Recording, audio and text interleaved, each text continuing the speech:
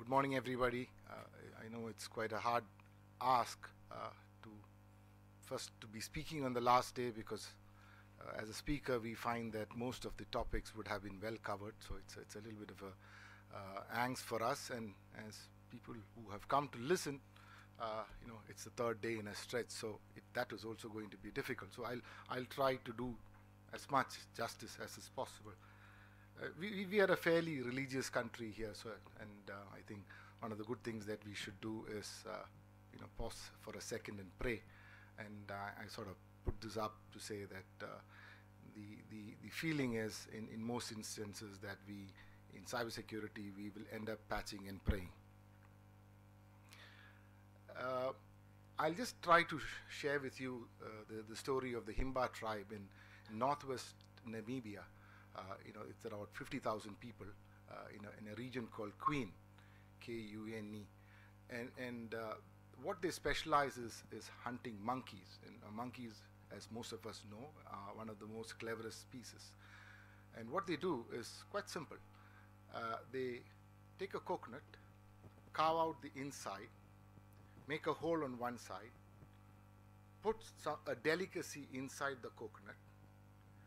Normally it's an orange because it's bright colored. String it and tie it to a tree, and then they wait.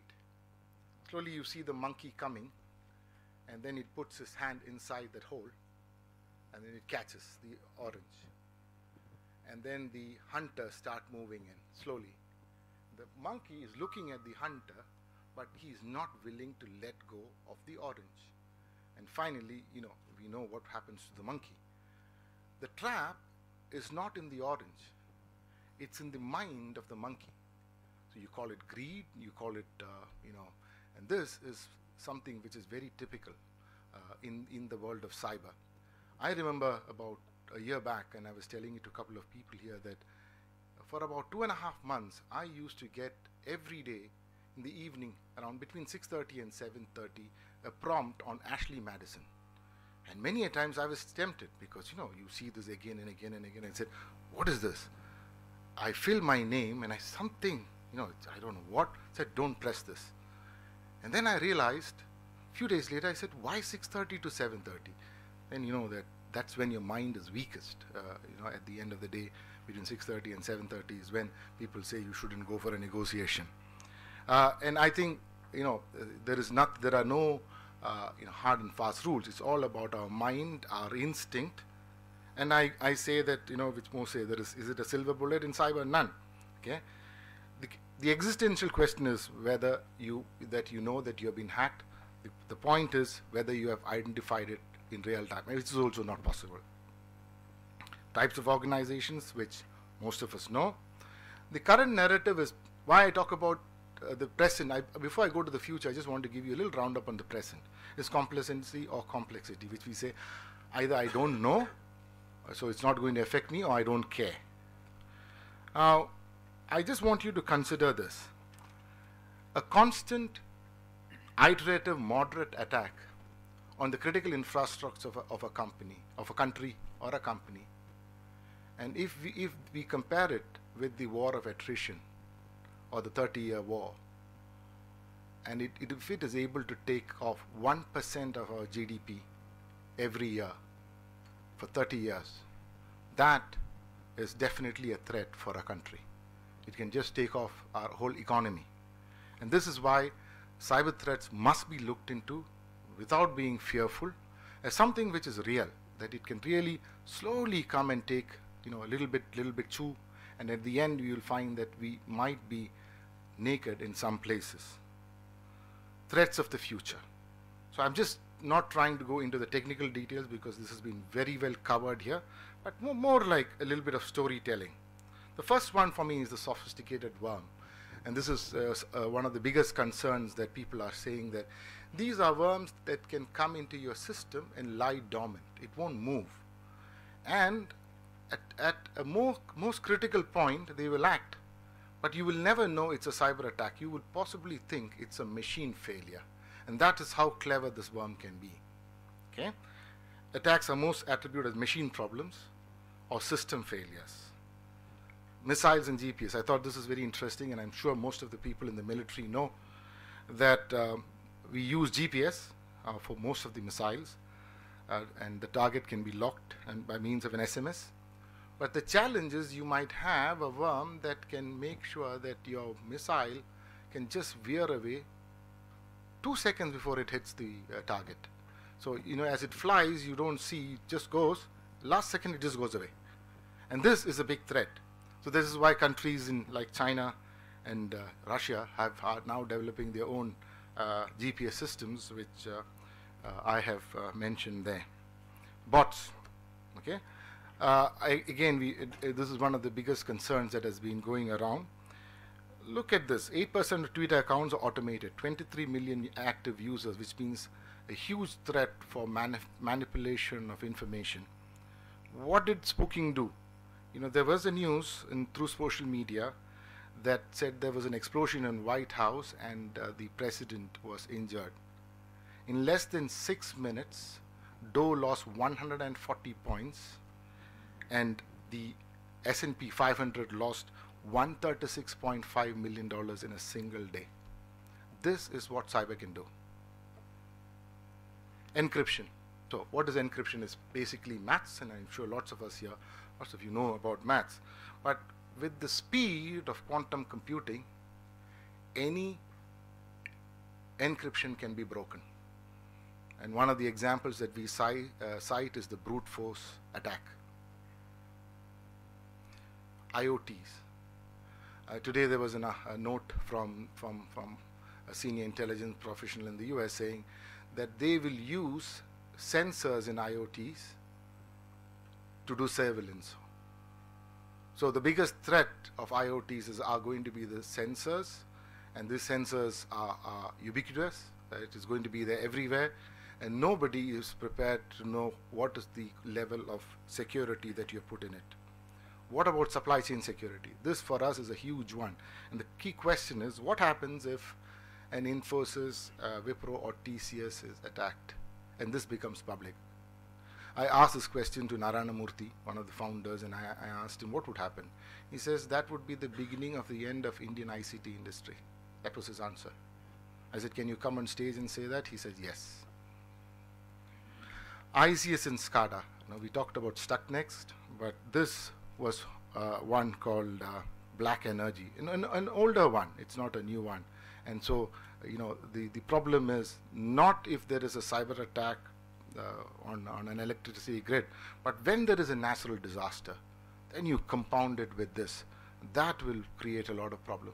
Let's say there is an earthquake and people are looking around, and suddenly you go and target the energy, and that is going to be a serious issue. US weather satellites. This is one that was reported in November. What it does is it critically hampers all your disaster management planning, aviation, shipping, and other crucial issues. So again, it might not be a standalone one. It can be used at the appropriate time, and we call it sometimes like an hybrid war. You just wait for the right opportunity to come. Now, is this new? No. In our research, we find that in 1972, there's something called the Farewell dossier, which the CIA used. They sold US flawed chips and software, resulting in 3 kiloton explosion in the Trans-Siberian pipeline. So which means this is not something new. This has been happening for the last 60, 70 years that we know of. Okay. Again, I came to the center, which is SCADA, which most of us know. The problem is there is going to be a huge reliance on the SCADA ecosystem because of the pressure to adopt new technology. So where's the problem of SCADA? It is in this. The attitude, we will ship it today by most companies and we will get it right by version number 3. So that gap is where you have the threat. This is the ecosystem. So you have 3 key stakeholders. One is your manufacturer. For him, it's the economic reward, so he's not too concerned about security. The user, unfortunately, doesn't know much about security because he's just using it, and for him, price is very important. On the other vector, the third on the tripod, you have the researcher or the criminal or the hacker who's really spending time on finding out where the vulnerability is. And today, it's so easy to identify an attack. You have tools available on the net. Shodan and Metasploit, most of us know what it can do. You can identify all the ports and you can attack it also. And this is, this is how it looks if you use one of these tools. And I have one slide which is also a future threat which says dogs can bark and dogs that bite. And it was one of the former heads, somebody who we work with, said that we have sold our soul to the internet. Okay, and this is irreversible now. Terrorists use these sort of websites to get into the system. In one of the website tools they're using is the Ghost Caliphate. So far it has not become real, but we just cannot say that this will not happen. Just imagine this. Most of us do banking, and you do banking, it's all online. You have, let's say, 1 million, 10 million in your account. But today, you have nothing physical to verify. You don't even know where your bank is. All you have is your system. What happens one day, it just goes blank. Because today, the whole thing, the whole edifice of what we are doing is built on these three things. Look, all the aircrafts flying. 100,000 of them flying all over the place. Just imagine one day is just shut off. Possible. The challenge is between these three: the cost, the arbitrage, and the complexity. But in this strategy, we should always remember this. Do we build military capability based on how much money we can save? And there is definitely a paradigm shift in what we are doing between risk management and maintaining mission effectiveness. We believe that cyber is not a technology problem. From most of our research, we find that the maximum surface area of networks in a cyber thinking process is not more than 16 to 18%, which means more than 80% lie outside the network, which is your human intelligence, your counterintelligence, your technical intelligence, your web intelligence, you name it. We have just put it there, okay? And which means that typically IT managers cannot sort this problem. You really need people from the military, from a military background, to understand security, because IT managers have no comprehension of what security is.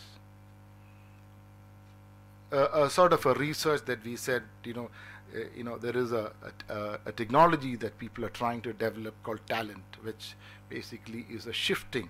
It basically changes randomly between, and it sort of creates a moving target. One of the things that we look at is actionable threat intelligence and strategic organizational approach. This is what I wanted to flag. Look at all these cables. All you need, and if you look at these cables, each cable is hardly so thick. All you need is a frogman just to jump where the cables come up and just intercept it. You really don't even need to go through the net. You just have to use a fishing trawler to get into these cables. This is how the cables look. And no protection. We have gone physically and verified in at least 8 ports. No protection. Look at the government, and this is the last, and I will conclude. So, as cyber threats evolve, what would happen is citizens would say that, this is something we don't know, so we need governments to come in and help more and more. So governments will end up investing a lot more money on these technologies. One cause could be that, you will have less freedom to operate. Leave that aside. But what's the other? The cyber criminals are specialists. They, without having to invest money in developing this, they will know how to reverse engineer it. And this will create further asymmetry, because you will have a reverse engineered product going against the industry, and they have no capability.